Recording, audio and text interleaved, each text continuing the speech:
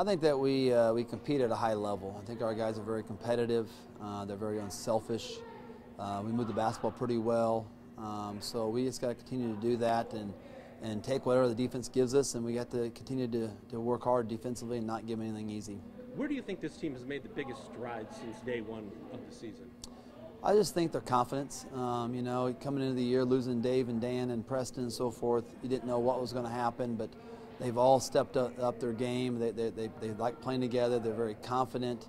They get along. They seem to know where each other's on the floor pretty well and move the basketball together. You've played Northrop twice, once in the SAC tournament in the second round, beat them pretty handily then. They've certainly improved since then, but you beat them back on February 14th. So what do you carry over from those two games that you can use and apply this third time around?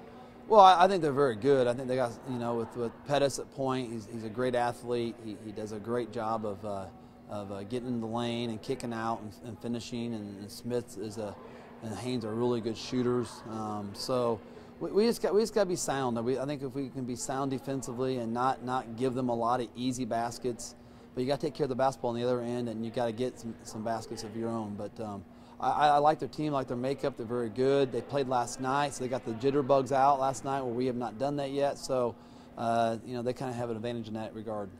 When you take a look at the proximity, I mean, there's a rivalry between Carroll and Northrop. You guys, you know, school districts butt up against each other. There are a lot of guys that know each other. Does that give this game a little extra juice? Because not only is it sectional semifinals, it's win or go home, but these guys know each other, grew up around each other.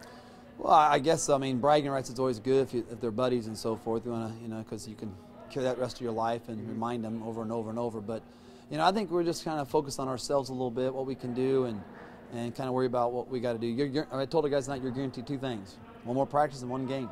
After that, there's no guarantee. So you got to leave it on the floor. When you take a look at Friday night, if there's one X factor in this game, what do you think it could be for your team or for their team?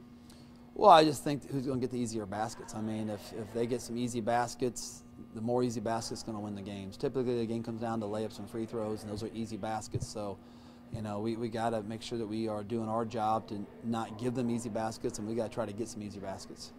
Anything else you'd like to add? That's it. Okay. Awesome. So